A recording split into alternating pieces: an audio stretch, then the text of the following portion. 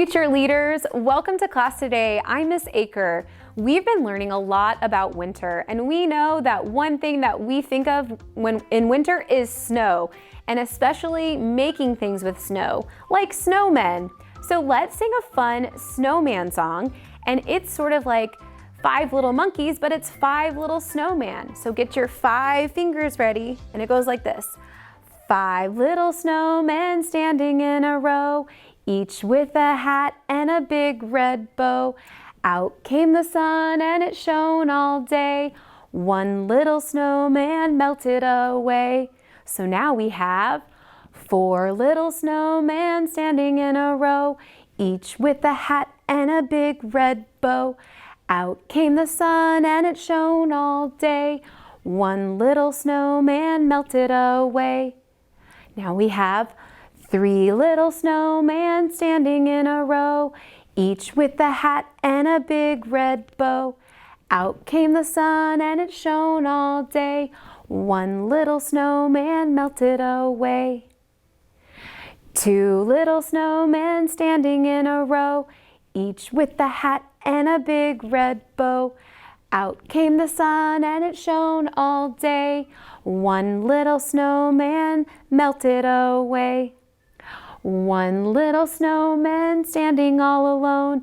He had a hat and a big red bow. Out came the sun and it shone all day, and that little snowman melted away. That's what happens when the sun comes out. The snow melts away. I hope you had fun with that song. Let's see what else we can make with snow today during our reading circle.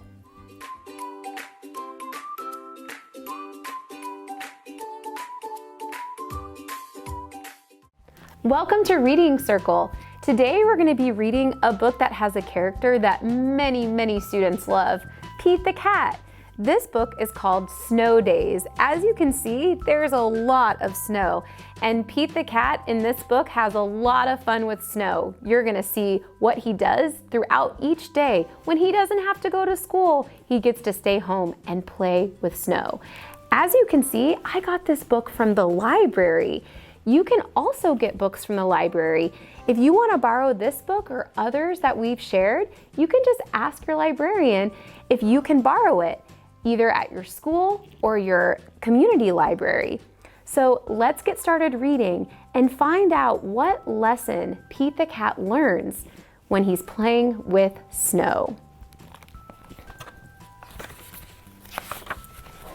Pete the Cat, Snow Days. Pete the Cat wakes up and gets ready for school. He has show and tell today. There is no school today, says Pete's mom. It's a snow day. Hooray, yells Pete. Let's go sledding, says Pete. Great idea, says his brother Bob. Pete puts on his hat, boots, and mittens. I'm ready to go, he says. He does look ready.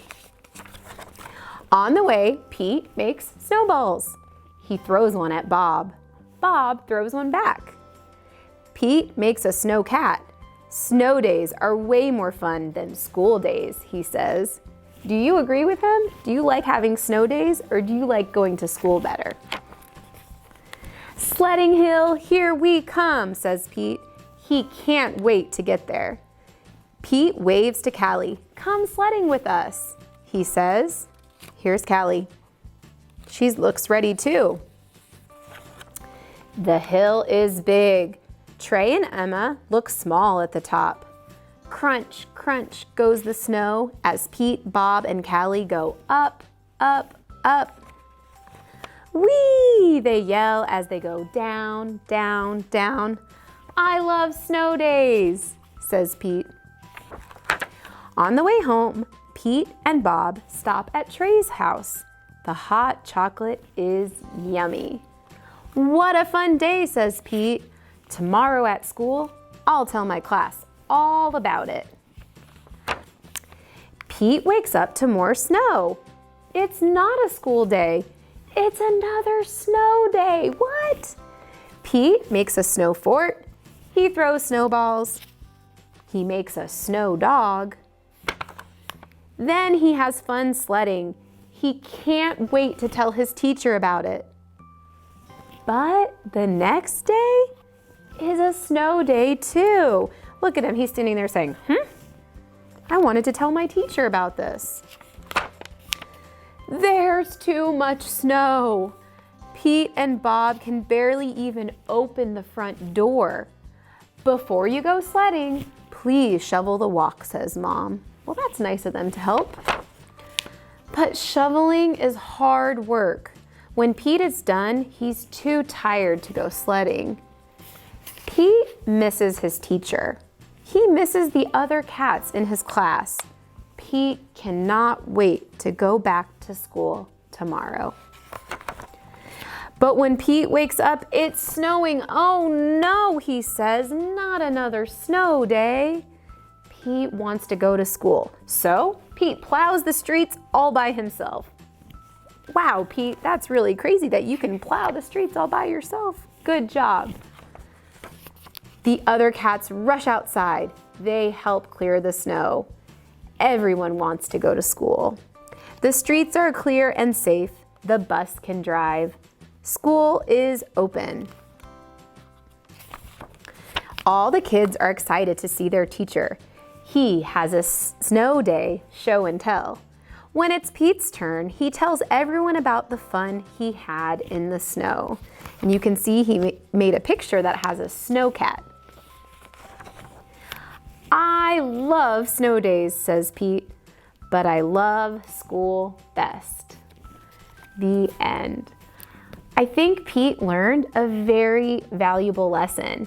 He loves snow and he loves snow days, but in the end he learned that sometimes too much of something can be kind of bad. Too many snow days got kind of boring and he wanted to go back to school to see his friends and his teacher. That was a good lesson and a really good book about the fun things that we can do in winter. Today, I want to show you something that you can do. You can make snow dough. It's like Play-Doh, but it looks like snow, and you only need 2 ingredients. Let me show you how you can make it at home. To make your snow dough, you need 2 ingredients. You need baking soda, and you also need hair conditioner, and this is white hair conditioner so that your snow will be the color white. So I've measured in here 1 cup of baking soda. If you want to make more snow dough, you can obviously put more baking soda, and that means we're going to need about 3 tablespoons of the hair conditioner to mix in there. So I'm going to kind of eyeball it. So that's 1 maybe, and now let's do some more. 2 and almost 3 tablespoons. So we can always add more to get the right consistency. So grown-ups, when you're making this for your kids at home, you don't want it to be sticky or too powdery. It becomes like Play-Doh. So you can see as I mix it that it's kind of starting to come together. And I gotta get all of that from the bottom. And you can put this in a bag and do it that way too. And obviously if you want to change the color, you can. But since we're doing winter, we're gonna make snow. So it's starting to get the right consistency. I'm gonna put a little bit more of the hair conditioner over here. And obviously you cannot eat this. This is not for eating. So if your kids are still working on that, definitely might consider doing regular Play-Doh or the Play-Doh that you can make that's safe to eat. And if you pinch it, see, it's not quite ready. It's still not sticking together. So, like I said, you can measure it out or you can kind of see as you're mixing.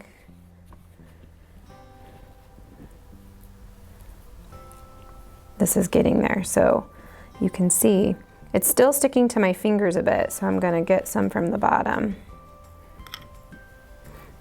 And your kids will get right in there with you and do it if you let them.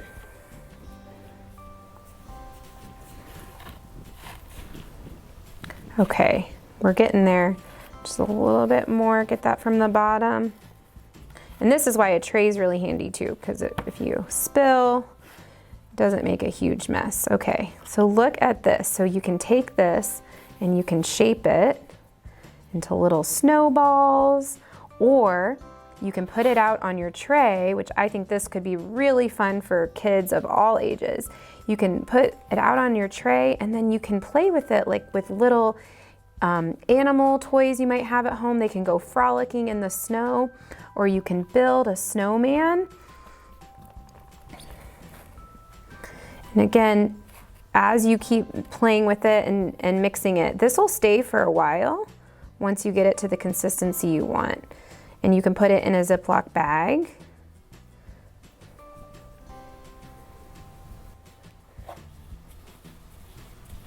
And I'm gonna scoop some of this out. I'm gonna roll it into a little ball here. Get a little bit more.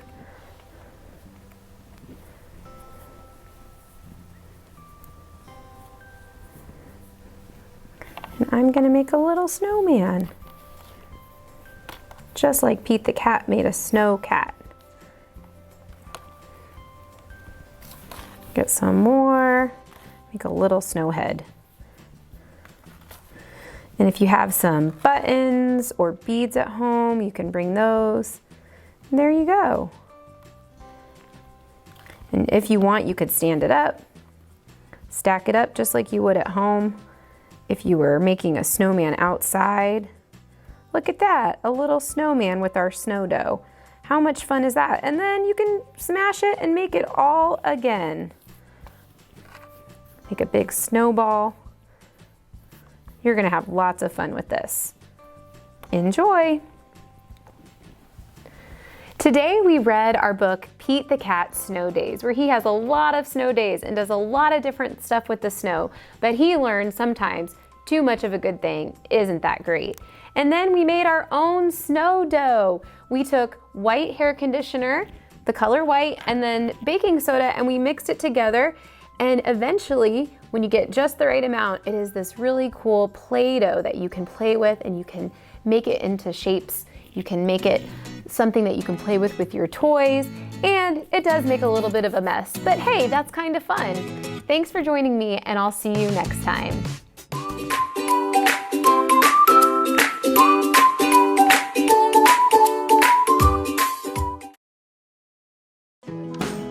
Kindergarten is great at Kansas City Public Schools.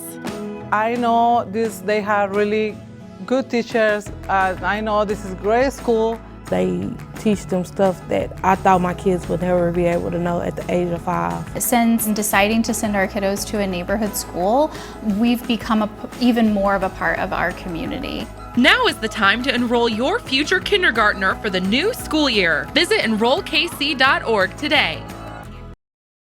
Good morning, friends, and welcome back. I am so glad you are here today to learn more new things. We have been working with our numbers 1 through 10. We discovered how they can be odd or even. And today I want to tell you how some numbers are more than or less than others. That means small numbers and big numbers. So today I would like for you to help me compare those things together. If you have any materials to count with, gather them all up and let's get started. We're talking about numbers 1 through 10, and today we're going to see which ones can be more than or less than. Let's start with my sandpaper numbers. I have 1 and 2. If we were to count one thing and then we count 2 things, is 1 less than 2 or more than 2? 1 usually just means one thing, so 1 is less than 2. If I was to reverse them, 2, is that more than or less than 1? 2 is more than 1. Let's look at some other numbers. 3 and 4. Is 3 less than or more than 4? 3 is less than 4. But if I was to reverse these numbers, 4 is more than 3. But we know 3 comes before 4. So this is less than 4. Let's look at some more numbers together. 5 and 6. Is 5 less than or more than 6? Well, 5 comes before 6. So this would be less than 6. But if I was to switch their order, if 6 came before 5, 6 is more than 5 still. Let's look at some more numbers together.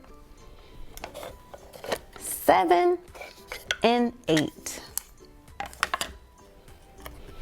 Is 7 less than or more than 8?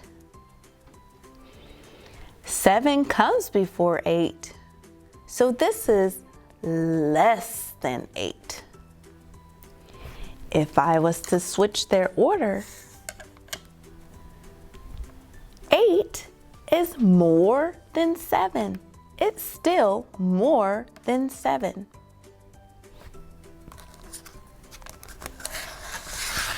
Let's look at two other numbers. 0 and 9. Do you know what 0 means? 0 means nothing. You don't have anything. 9 is a big number. So 0 is less than 9. If I was to reverse their order, 9 is still a big number. Remember, 0 means nothing. So 9 is more than 0. I just showed you more than and less than with numbers 1 through 9. I did not forget about 10. I have some other material. This is my golden bead of 10. This is 1, 10. Can you help me count the beads to make sure it's 10? 1, 2, 3, 4, 5, 6, 7, 8, 9, 10. This is one bead of 10.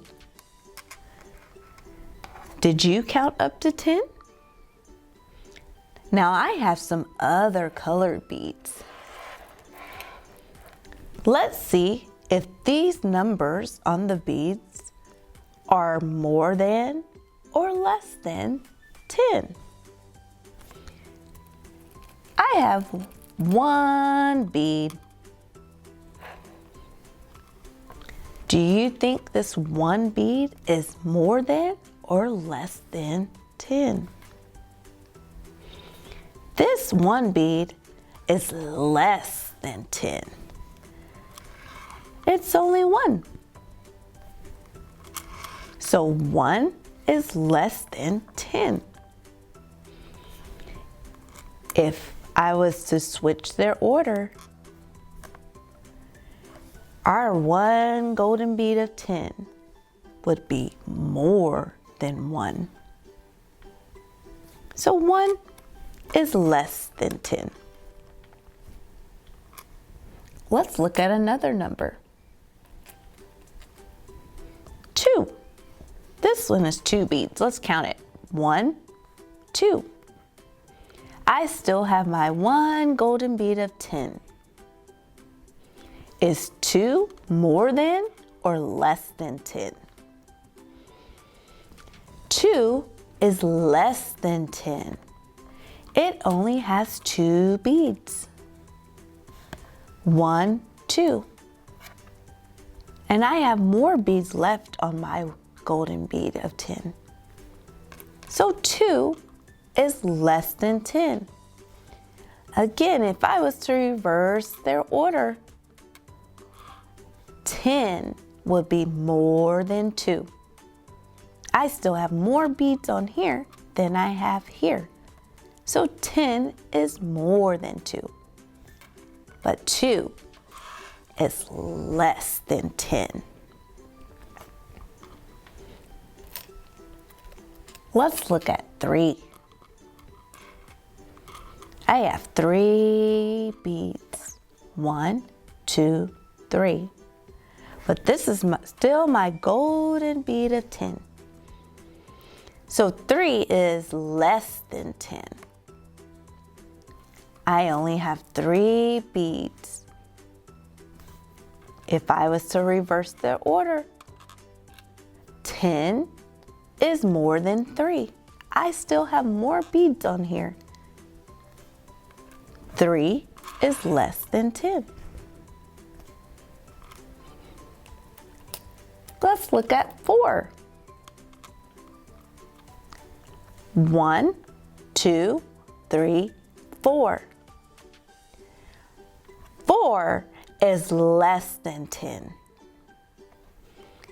I still have more beads left on my golden bead of 10 than I do on this rod. 1, 2, 3, 4 is less than 10. If I was to switch their order, 10 would be more than 4. Let's look at a different number. 5. 1, 2, 3, 4, 5. 5 is less than 10. If you look at the beads, there's still more golden beads left than on our colored beads. 5 is less than 10. If I was to reverse their order, 10 would be more than 5. Let's look at a different number. What about 6?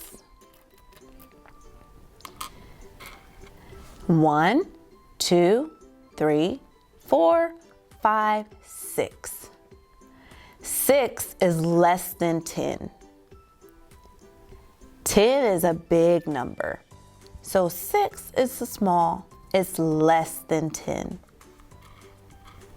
If I was to reverse their order, 10 is greater than, more than 6. 10 is still the bigger number. What about 7? This is my colored bead of 7. 1, 2, 3, 4, 5, 6, 7. I still have more beads left on my golden bead of 10. So 7 is less than 10. If I was to reverse their order, 10 would be more than 7. There's still more beads on here than here. 7 is less than 10.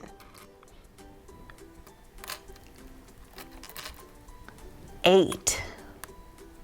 1, 2, 3, 4, 5, 6, 7, 8. 8 is less than 10. I still have beads left on my golden bead of 10. So 8 is less than 10. If I was to reverse their order, 10 would be more than 8. More than 8. Let's look at our colored bead of 9.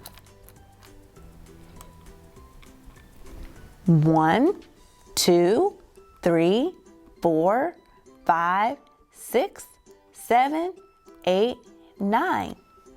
9 is less than 10. If I was to reverse their order, even though it's pretty close, 10 is still the bigger number, is more than 9. So 9 is less than 10.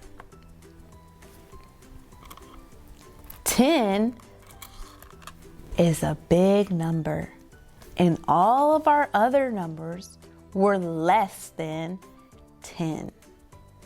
If we were to reverse their order, 1, 2, 3, 4, 5, 6, 7, 8,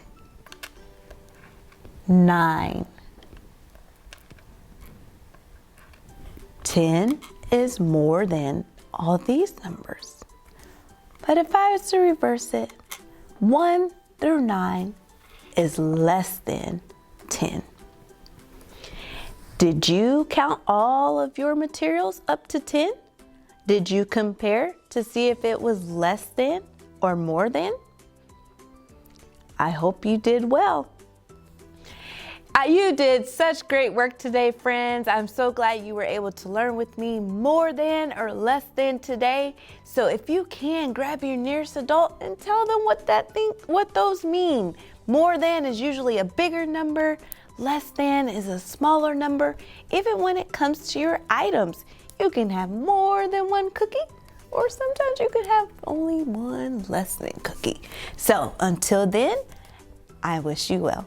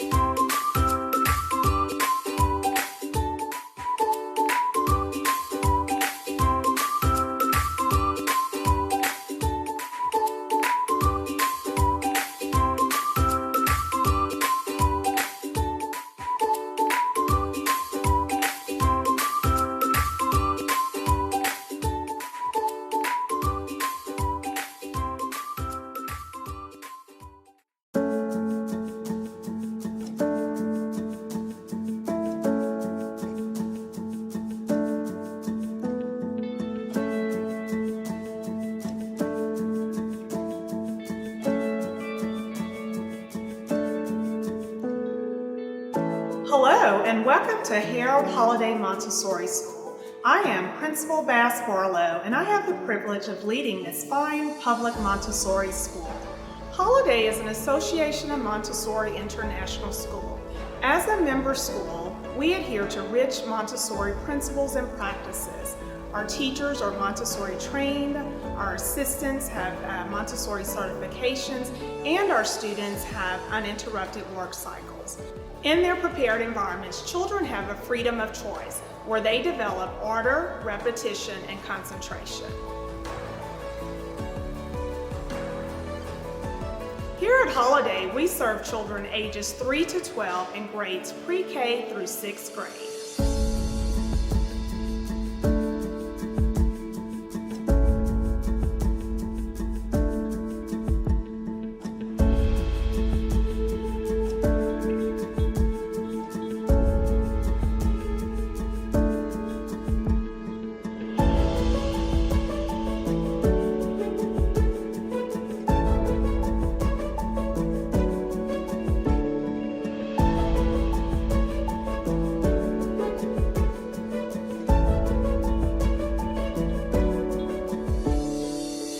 Welcome to the Children's House.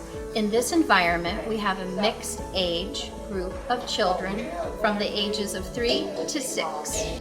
The prepared environment and the adult offer the children opportunities to reach their full potential.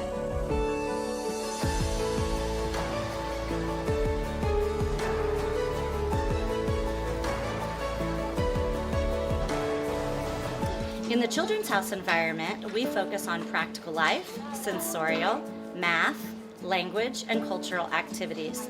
These activities are all developmentally appropriate for our children.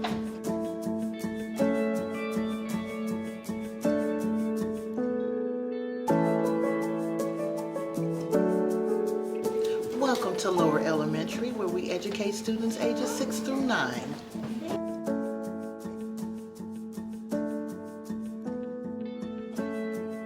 Here, we foster personal responsibility, independence, collaboration, critical thinking, as well as problem solving.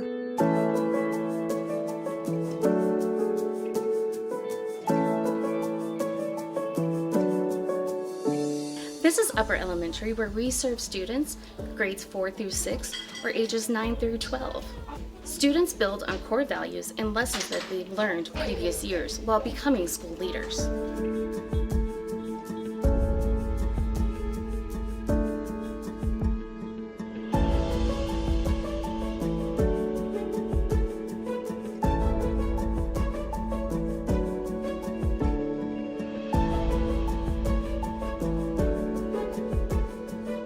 We partner with the Heartland Chamber of Music to offer String Sprouts. This program teaches our students instrumental music starting at the age of 3.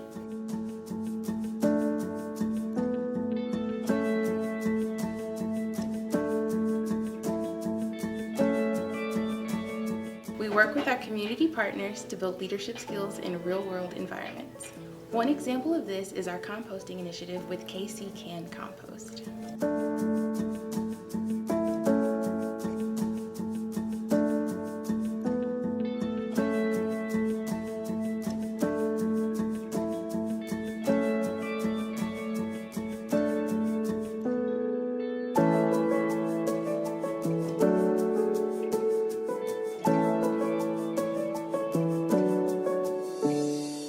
For visiting Holiday Montessori School. If you'd like more information about our fine Montessori program, please call 816-418-1950 and we'll schedule a one-on-one tour with you.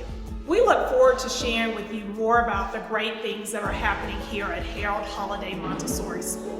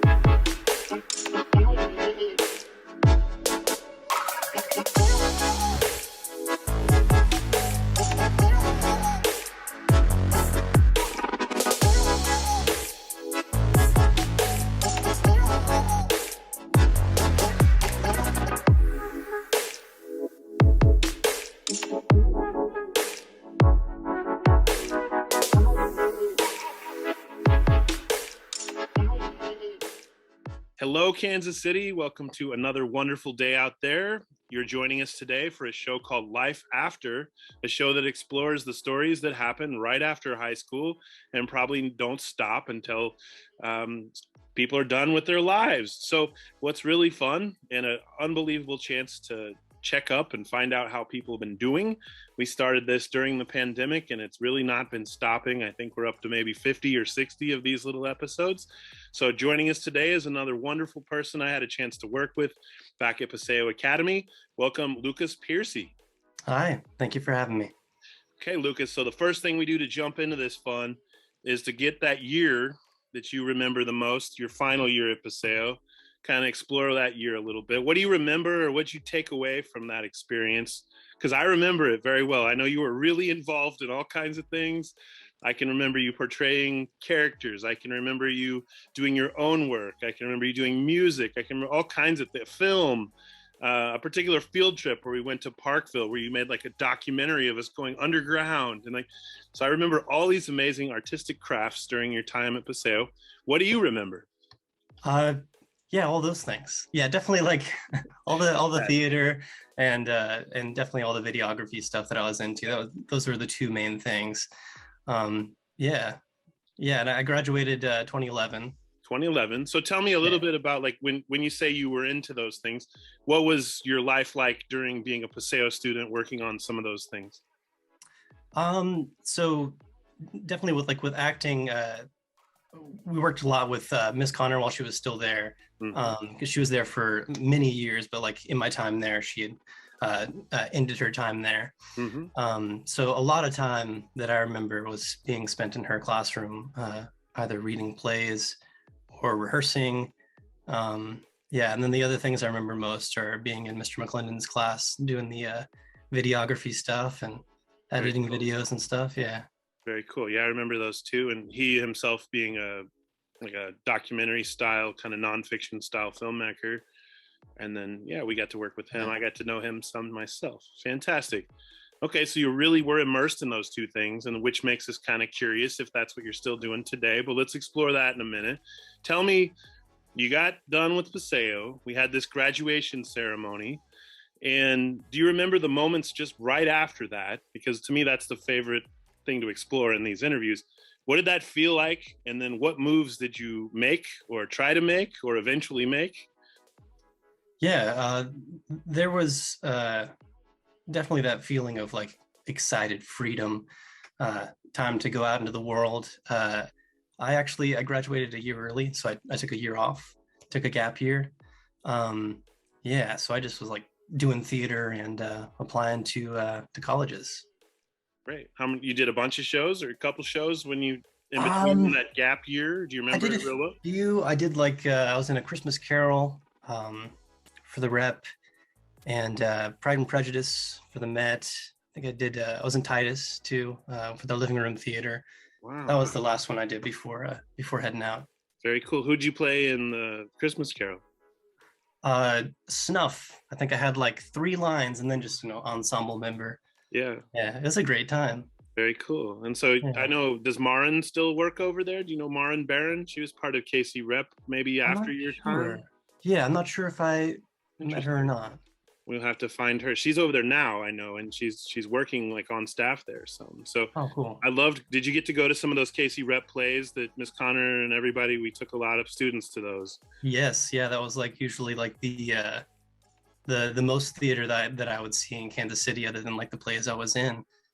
I remember, luckily, like student matinees, we'd see them in the mornings, and we'd have our own, production, and the cast and directors and everybody come talk to us. Did you get to participate in some of those?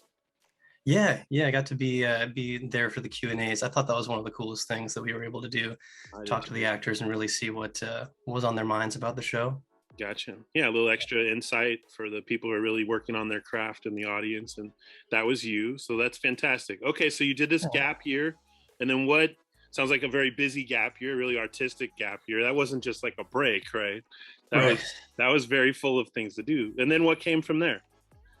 After that, I had auditioned for Juilliard and DePaul's theater school in Chicago. So I got into DePaul. Wow. And you want me just to go into like the whole story, the whole? Yeah, you can just kind of rail it out if you remember it kind of in order, little bits and pieces. But so you got into a school that you really looked forward to getting into. Yeah. Probably an expensive school. It was expensive. Yeah. Yes. I had to rely on a lot of loans, and they still exist. Yes. Okay. Yeah, but you jumped in, you went for it. So tell us about that. What was that experience like? How was it like, or similar to Paseo, I guess? Yeah, my experience was really unexpected. I was met with a lot of things at once, and I actually kind of had kind of a mental health crisis. I had a mental breakdown. But, I also was able to, what kind of met with that was, we had teachers who invited us to kind of look at the spiritual path and the spiritual seeking, and those two things kind of existed together at the same time. So I kind of just pushed through my first year and decided to leave there after my first year. I see. Yeah. Big decision. Okay, so that wasn't quite the fit. There was a lot going on that understandably, I stayed at the first college I went to for a year and a half and discovered I really didn't connect with some of the people on that campus, and that a lot of the issues I thought I could just ignore, I couldn't, and they were often race related and things like that. So I totally understand. You never know until you get there and get involved. So then what happened, I guess, after you made your next move? After that, I went to school in Boulder, Colorado called Naropa. It's like a Buddhist inspired school. Oh, wow. Yeah. And I was there, learned some things about meditation and contemplative learning. And yeah, I was only there for a semester. My dad died. So I came back home, and the next 7 years since were kind of like a blur of trying different things, you know, to see what kind of guides me toward healing from this major change. Because, you know, my dad was, he was my strongest pillar, like my best friend, biggest supporter of acting. So it was a really hard thing. Yeah, so I tried a lot of things. Yeah, respect to you and your family, and thank you for including that in your story, because we don't ever plan for those, but that's part of what we do and we keep going. I have some family and kind of having trouble with their health right now, and so I'm reflecting hard listening to you. Okay, so your big part of that was your dad, and you're pushing through this again, finding ways to get back to being grounded and feeling okay again. And then you said that kind of, you felt like took like 7 years. Do you remember when you started to feel different, that something was going forward again, or the way you were looking forward to it? Yeah, I mean, it really, I feel like the experience of trying to come full circle and like come to a place of wholeness and healing really started when I was at DePaul, before, you know, even before that loss, because I knew I wanted to reach a point where I sort of returned to the stage or came back again in a way where I felt whole. So yeah, there were a lot of spots throughout where there were highlights, of course, and like moments where I got to see the divine in action, and you know, to kind of meet love in that way. Awesome. Very cool. Yeah, you became a little more spiritual than I remember you after Paseo days. Yeah. That's really neat. And so again, we're doing life after, and so I've only remembered Lucas from little moments that I got to know him barely back in the day, and really interesting to explore that a little bit further. And not a topic we explore all the time in traditional school, right? It's just something we talk about only on one day a week, and it's not even attached to school often. So very interesting. Okay, so did you go further in that pursuit? You want to kind of bring us up to the things that led you to where you are now? Yeah, sure. Let's see. I was I tried going back to DePaul for a semester. That didn't work out. And then after that, I kind of was going back and forth between being in Kansas City and traveling, and that kind of got to be a way for me to continue seeking and searching, finding new things about myself, and continuing to ask those bigger questions. Like one fun thing I got to do was volunteer farming. There's this organization called Worldwide Opportunities for Organic Farming. It's spelled like woof, like a dog barking. I've seen it. I've seen it. Yeah. Wolf.org. Yeah. Yeah. I bet they get confused a lot for dog related. Oh, they do. Yeah. Anytime I tell people about it, they're like, wolf? Who? I don't, yeah. But yeah, basically you would farm and get room and board for that. So yeah, I think I was kind of on a track of like, maybe I'm going to keep traveling. Maybe I'll have a Forrest Gump life. Yeah. So I tried one farm, and it was like this community setting, bunch of hippies, permaculture.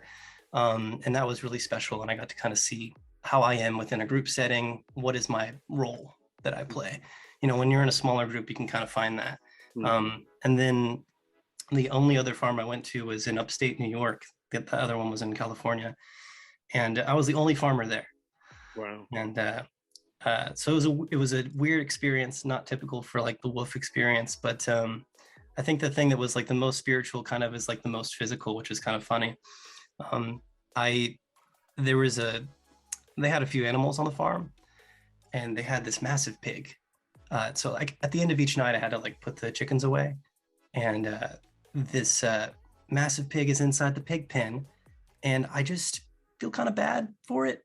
Like I just know that it seems lonely. So every once in a while I'd try to pet it, even though I knew that if it tried to bite me, it could just tear off my hand. So one day I decided one time I tried to pet it and it ran into the electric fence and it freaked out. So I was like, maybe I'll just turn off the electric fence and then try to, just a little pet. And it hops over the fence and chases me down. And I was in fear for my life. Oh my gosh. Big yeah, pig. It was intense. Thankfully, the people, the owners came out and stopped the pig and got it distracted. But I told that story just to kind of bring up the fact that like the most intense spiritual realization from that was like, it's not about having some big, wild, amazing, successful life. It's not about having a Forrest Gump, big fish travel story.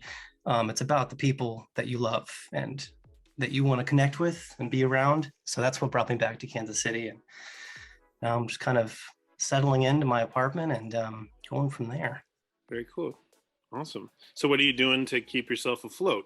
Are you taking some odd jobs here and there? Are you working one in particular? What I know we can't all survive on hopes and dreams, unfortunately, but I wish we could, man. That would be such a different world. But it would be nice. Yeah. The dreamers would feel very rewarded for that. So that's true, they would. Yeah, I worked at Park University for a little bit. I was like a building attendant, and then I left there, and then I've been kind of just job hopping lately. So currently I'm slinging pizzas at Domino's, going out and delivering them. That's my current way of making dough. Gotcha. Yeah. Gotcha. And you have other goals. So like what's coming up in your mind while you're doing that? I'm sure it's not the stage of enlightenment that you're really working toward is enlightenment plus pizza smells and right stuff. So yeah, what are you thinking toward your next move if you're kind of contemplating that? Or doesn't have to be that we know for sure. That's the coolest part about life, it just kind of goes. But sure. have you had some thoughts about your next moves or what you want to try? Yeah. So it's become less important to focus solely on the enlightenment stuff and more just on like being here and enjoying what I'm here to enjoy, but also saying what I'm here to say. So I do feel like I have something to say after the past 9 years. So I'm working on a play. Really? Yeah. Very cool. You got a concept? Is it something you can share with us that we won't steal, or you want to keep it secret? I got to keep it secret for now. All right. Keep it under wraps, but I respect that. That's why I knew to ask, being the writing teacher I was for so long. We don't want to just throw it out there and have somebody else borrow it. Because I swear I've had a couple ideas that I've seen later. They don't come from me, but I wished I did them back when I thought of them. So I can appreciate that. Let's ask you this. What kind of comment are you trying to make, if at all, in this play? Like back to the world or about the world or? Yeah, I think it would be that it's not always about the dreams or the expectations that you have. Those can get in the way of enjoying your reality that's right in front of you. Really cool. Man, I want to come see that. Okay, so you're well into it? Are you just kind of in conceptual stage, or where are you with this awesome project? Well, so writing became like a really important thing for me back at DePaul. It was like one of my biggest things of like, it really helped me. So like I've been writing in journals since, so I have a lot of scattered pieces, but the pieces are starting to come together. So I'm just working on the puzzle right now, but I've got the basic overarching ideas. We ever need a creative thinker, shoot me a question or two, or I'd love to see an early version or a draft or a concept. It's fun. I promise I wouldn't take over, but I get a little spark, and man, some things just start running in my head. It's fun to dialogue on those things. So for sure. Okay, so you got a play in the works. That's really awesome. You're writing a lot. You're doing some of that kind of personal journaling and kind of, I'm doing a lot of those same things. I didn't just tell people to do it most of my teaching career, but I was doing it too. It's really, and it doesn't just go away. Like, you need to keep doing it because it's satisfying something, and then when you stop, you can tell, right? I can too, that the outpouring, the welling out of these things that we want to keep allowing them to come out. So that's fantastic. I'm glad you found writing as both a artistic and a healer. Okay, so you're kind of on the crux of some big decisions and some goals, and happy with the day-to-day, which is really, you know, an awesome goal. It sounds like a lot of what you've been telling us is loaded with potential advice, which we are kind of at that part of the end. And I bet you're the guy that's going to say, I don't want to tell anybody how to live their life, but I love right? telling people how to live their life. No, Oh, I love giving advice. That's fun. All right, well then this Sharing would be the wisdom. part. What do you think the wisdom we could carry with us that you've been learning, that other young people watching, because this show's also about finding your path, but also the path doesn't just show up all of a sudden, all at once, right? So Yeah. I love the example here is that whether it's delayed, whether it's always there, whether it's, you know, the one that you're on right now to get to the next one, you're currently on a path, right? And it's as long as you're very happy with it, it sounds like a great pursuit. What advice do you take from what you've experienced, or maybe what you heard back then at that school, or who knows? I know I've heard people tell me they've quoted Mr. Naves and all these other various teachers who were just loaded with wisdom. Do you remember any of those wise words from Connor or from anybody you kind of still regard as really influential in your life? Yeah, I think that something that Ms. Connor had said, or kind of inspired us to see, is like the magic of the theater.